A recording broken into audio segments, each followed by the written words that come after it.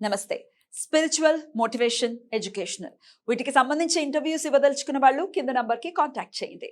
నమస్తే, welcome to our channel. నేను పద్మిని. ప్రస్తుతంతో పాటు ప్రముఖ ఆధ్యాత్మికవేత్త, వాస్తు జ్యోతిష పండితులు జీవీఎల్ఎన్ చార్యులు గారు మనతో పాటు ఉన్నారు. మాట్లాడదాం. సార్ నమస్తే. సార్, విష్ణు సహస్రనామం యొక్క ప్రామాణికతని ఆల్రెడీ మనం మాట్లాడుకున్నాము. విష్ణు సహస్రనామం చదువుకుంటే వచ్చేటటువంటి ఫలితాలు కానీ, అసలు ఏ నక్షత్రాల వాళ్ళు ఎలా చదువుకోవాలి, ఇంకా అసలు వేరే జ్యోతిష్యంతో సంబంధం లేకుండా అత్యద్భుతంగా విష్ణు సహస్రనామాన్ని అందించారు. సో దాన్ని చదువుకుంటూ కూడా చాలా తృణప్రాయంగా కష్టాల నుంచి మనం బయటపడిపోవటం అనేది జరగడం తథ్యం. అది అనుభవించిన వారికి మాత్రమే అర్థమవుతుంది.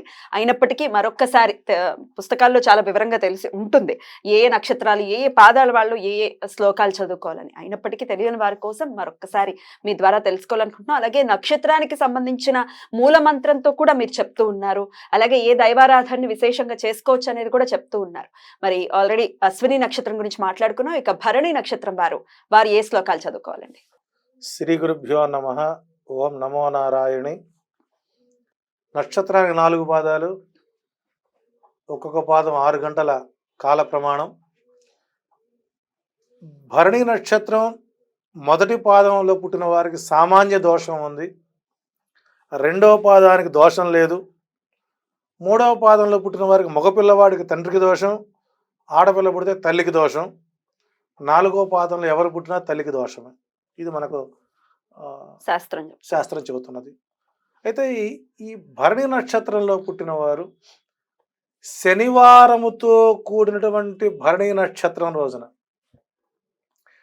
తిల ధేనుదానం చేయమన్నారు. తిల ధేనువు అంటే ఆవు.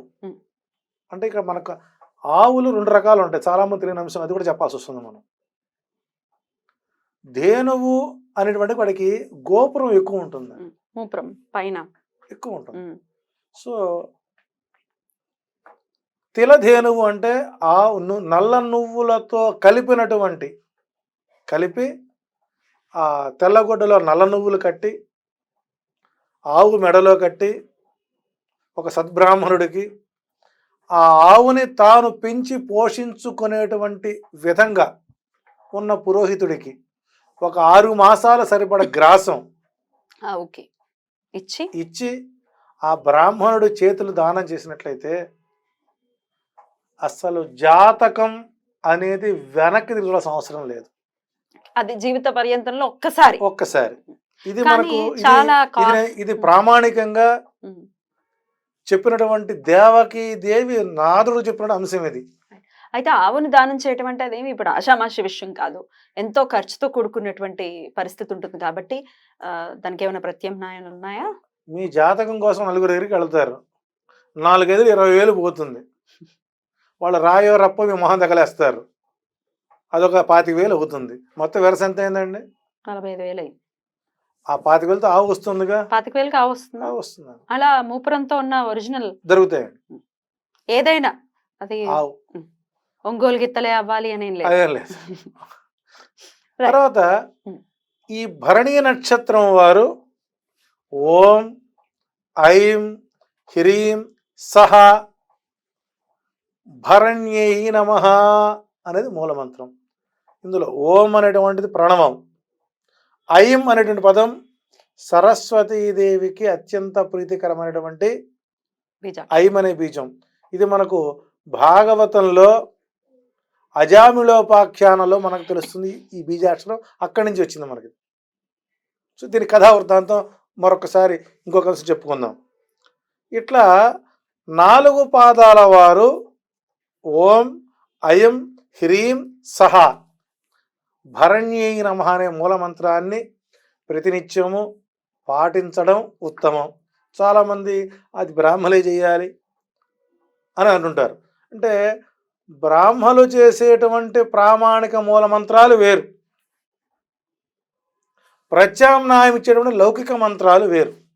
సో ఇది లౌకిక మంత్రం ఇది. సో కాబట్టి దీన్ని ఎవరైనా ఎప్పుడైనా సర్వకాల సర్వావస్థల యందు జపము చేయదగినటువంటి మంత్రం.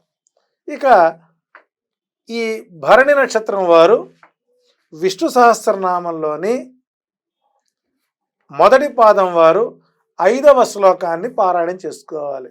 స్వయంభూ శంభురాదిత్య పుష్కరాక్షో మహాస్వన అనాది నిధనోధాత విధాత ధాతురుత్తమ.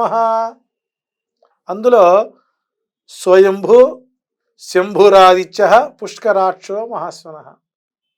అసలు ఆ భరణి నక్షత్రం వారికి ఆ ప్రధానమైనటువంటి ఆ శ్లోకంలో విష్ణు సహస్రనామంలో అత్యంత కీలకార్థాన్నిచ్చేటువంటి 5వ శ్లోకాన్నే దేవకీదేవి నారదుడికి చెప్పినటువంటి శ్లోకం. సో మొదటి పాదం వారు తప్పనిసరిగా ఈ శ్లోకాన్ని చదువుకోవాలి. అట్లాగే భరణి 2వ పాదం వారు విష్ణు సహస్రనామంలో 6వ శ్లోకం. ఇక్కడ మళ్ళీ కన్ఫ్యూజ్, ఉత్తర పీఠిక పూర్వ పీఠిక అవి వదిలేసేయండి, మనం విశ్వం విష్ణు షట్కార్ అక్కడి నుంచి లెక్కేసుకోండి. ఇక 2వ పాదం వారు అప్రమేయో హృషికేశ పద్మనాభో అమరప్రభు విశ్వకర్మ మనుస్పృష్ట సవిష్ట స్థవిరోద్రవ అనేటువంటి 6వ శ్లోకం.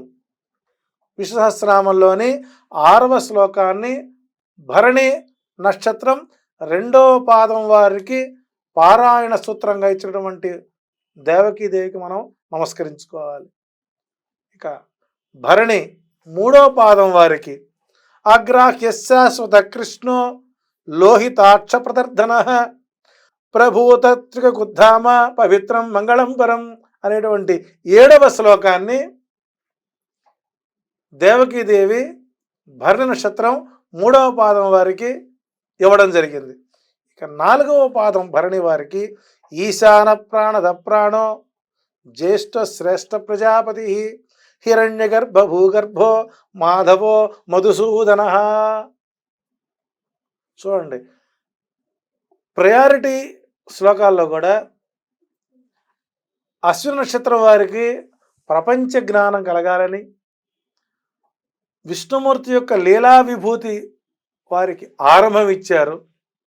2వ పాదానికి వచ్చేసరికి మార్మికమైన విషయాలు మొత్తం, ఎందుకంటే నక్షత్రాధిపతి శుక్రుడు భరణికి ఆయన చేసే పనులు ఎటువంటిది సార్, అరే అది మాయా.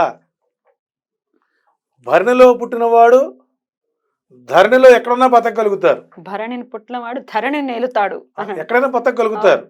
సో కాబట్టి ఆ ధరణిలో పుట్టిన వాడికి భరణి నక్షత్రం అది ఎలా ఉంటుంది, ఒక భరిణ మాదిరిగా ఉంటుంది, కుంకుమ భరిణ స్థిరంగా ఉండేది. కాబట్టి స్థిరమైనటువంటి ప్రవృత్తి ఇవ్వడం కోసం మొదటి పాదానికి విష్ణు సహస్రనామంలో 6, మొదటి పాదానికి 5, 2వ పాదానికి 6, 3వ పాదానికి 7, 4వ పాదానికి 8వ శ్లోకాన్ని ఇవ్వడం జరిగింది, ఇచ్చారు. ఇది ప్రామాణిక శ్లోకంగా తీసుకుని తప్పనిసరిగా ఈ పారాయణం చేసుకోవటం ద్వారా అవకాశం ఉంటే నిత్యము పారాయణం చేసుకుంటాం. తప్పనిసరిగా భరణి వారికి 5, 6, 7, 8 దివ్య శ్లోకాలు వారి జీవితాలని మారుస్తుందనేటువంటి ప్రగాఢ విశ్వాసంతో మనం ఈరోజు ఈ అంశాన్ని చెప్పడం జరుగుతుంది. Thank you so much. ఇక నెక్స్ట్ ఎపిసోడ్ లో కృతికా నక్షత్రం గురించి మాట్లాడుకుందాం. నమస్కారం.